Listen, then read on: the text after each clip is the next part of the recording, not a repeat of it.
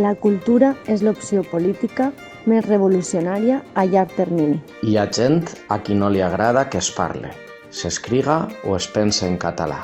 És la mateixa gent a qui no li agrada que es parle, s'escriga o es pense. Si hi ha un acte d'amor, aquest és la memòria. Feminisme és la idea radical que les dones són persones. Somriures que engeguen els engranatges.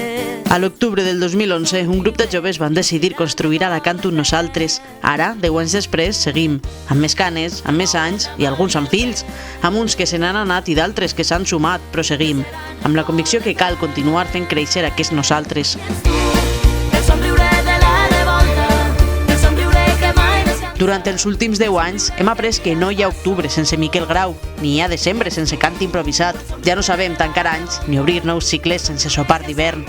Hem après que la memòria és més que un relat, és la fermesa dels deportats alacantins als camps nazis, són els estralls de la guerra contra el feixisme als carrers, és la lluita de les dones treballadores de la ciutat. Hem après a mirar amb uns altres ulls els barris de la nostra Alacant, a trencar l'autoodi, a eixir del malson i la letargia.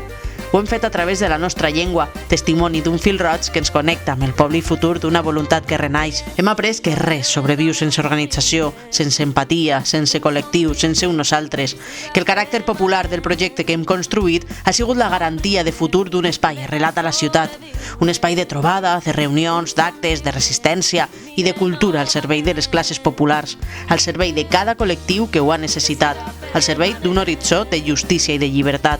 En aquest 10è aniversari volem convidar-vos a formar part d'aquest nosaltres, a omplir de vida al casal, per omplir de futur la nostra terra.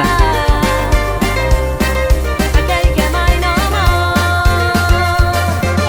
Des del Casal Popular Piopuc continuarem construint, continuarem avançant i continuarem lluitant.